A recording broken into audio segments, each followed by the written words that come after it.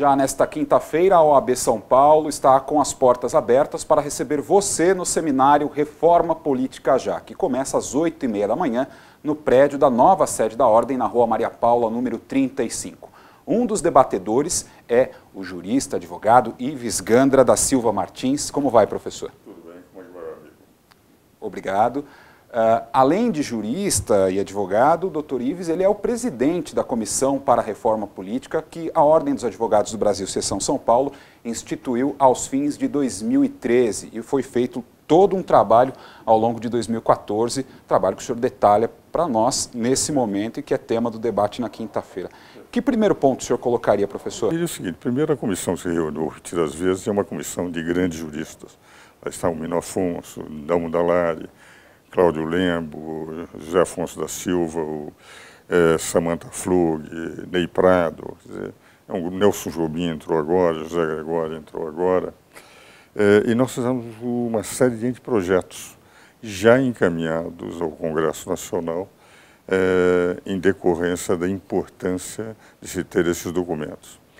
E o que nós consideramos de mais importante, já que algumas medidas nós sabemos são inviáveis, por exemplo, uma desproporção de representação da população brasileira no Congresso. A maioria da população tem a minoria do Congresso e a minoria da população tem a maioria do Congresso. Mas quem terá que aprovar a reforma são aqueles que lá estão. Então é bobagem tocar nessa matéria, apesar de ser um verdadeiro absurdo, porque se entende que não passaria. Por exemplo, nos Estados Unidos o Senado foi criado por quê? Porque os estados do Sul entendiam que tinham pouca população e que se houvesse uma única casa legislativa, uma população maior da Câmara dos Deputados iria fazer, em representação da Câmara dos Deputados, com que o Norte dominasse sobre o Sul. Então criaram o Senado, onde a representação seria por estado. Ora, no Brasil, não só o Senado representa os estados, como a Câmara, que deveria representar todos os eleitores, no Brasil representa, em verdade, uma forma quase federativa de Senado, que a minoria da população tem a maioria da Câmara. Mas isso não se pode tocar. Achamos que é necessário diminuir o número de partidos.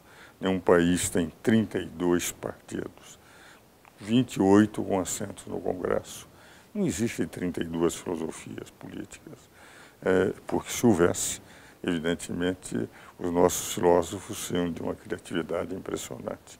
Eu estou falando de Confúcio, estou falando dos pré-socráticos, de Aristóteles, Platão, Sócrates, foram aqueles que primeiro começaram a pensar seriamente em matéria de filosofia política. Temos que criar uma cláusula de barreira constitucional.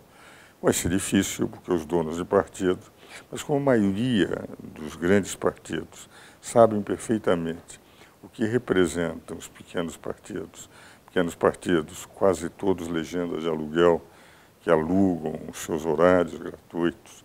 Isso tem sido uma realidade, infelizmente, os horários de televisão. Estariam interessados em fortalecer as grandes organizações, os partidos políticos com densidade. Outro aspecto fundamental é o voto distrital. Teremos que ter um voto distrital misto, proporcional, nunca por lista. Se tivéssemos por lista, os donos de partido nunca sairiam do topo de lista. Proporcional, metade daqueles que concorreriam e distrital a outra metade, em que uma parte do eleitor saberia onde mora o seu deputado, saberia onde reclamar, e a outra metade, os nomes nacionais concorreriam no estado inteiro. Então, São Paulo tem 70 deputados, teriam 35 distritos. Esses 35 distritos, por ser distrital misto, então pegaríamos um deputado, por exemplo, da região de Campinas, Jaguariúna, Montemor, etc. Mas só poderia, como voto distrital, concorrerá e cada partido poderia ter um candidato, o que representaria, na verdade, uma disputa de pessoas que iriam defender a região. E os partidos que tivessem grandes nomes, esses teriam, evidentemente, a possibilidade de concorrer no proporcional. Eu achei a tese do Michel Temer boa, mas não foi aprovada na Comissão do Distritão. Os votos seriam dados aos candidatos, os partidos, evidentemente. Mas o candidato mais votado é que seria eleito. 70 deputados, 70 mais votados é que seriam. Se por acaso um deles saísse, o seu suplente seria, evidentemente, aquele que tivesse uma votação maior. Não teríamos esses puxadores de legenda. O sujeito que é radialista leva 5 deputados sem nenhuma expressão, e isto teríamos que... O recall também, só para mais 2 pontos, e nós terminamos. O recall, deputados que não mostram, que preencheram o seu mandato, que não comparecem, que são omissos, pode-se fazer o recall, como nós fazemos no parlamentarismo, de fazer com que o eleitor defina se deve ou não deve continuar aquele cidadão. E, por fim, o financiamento de campanha, nós entendemos que esse financiamento de campanha teria que ser público e privado. O privado, com muito controle. Todo aquele partido que recebesse receitas privadas, não em nível de petrolão, e receitas privadas para valer, ele teria que ser responsabilizado por aquilo. E levaria à cadeia todo cidadão que não respeitasse a legislação. E financiamento público. Porque financiamento apenas público, como está se orientando o Supremo, quem está no poder nunca vai perder o poder. Agora, professor, há uma série de temáticas aí relacionadas à reforma política. Mas o cidadão tem também de se conscientizar da necessidade desse debate e também de transformar isso em realidade. Por que fazer a reforma política no Brasil e especialmente neste ano de 2015?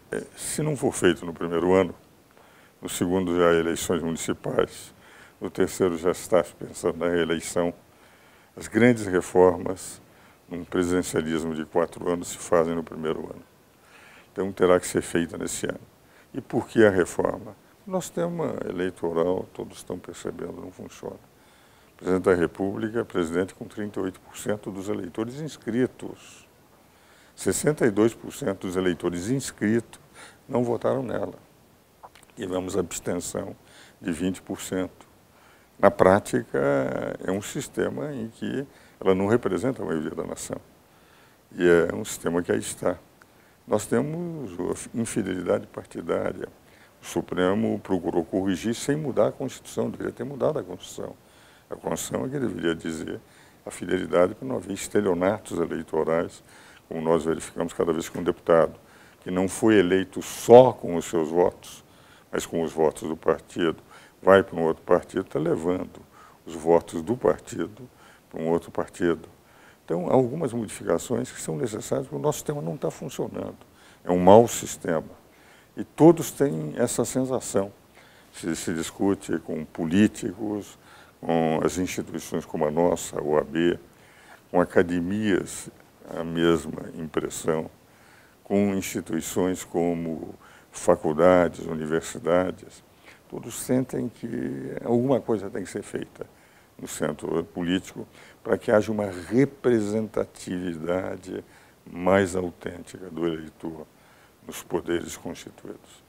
Professor, muito obrigado pelas informações, pelo tempo que o senhor dispôs para nós. Lembrando que você, telespectador da Web TV OAB São Paulo, está convidado para participar do seminário Reforma Política Já, nesta quinta-feira, dia 29 de janeiro.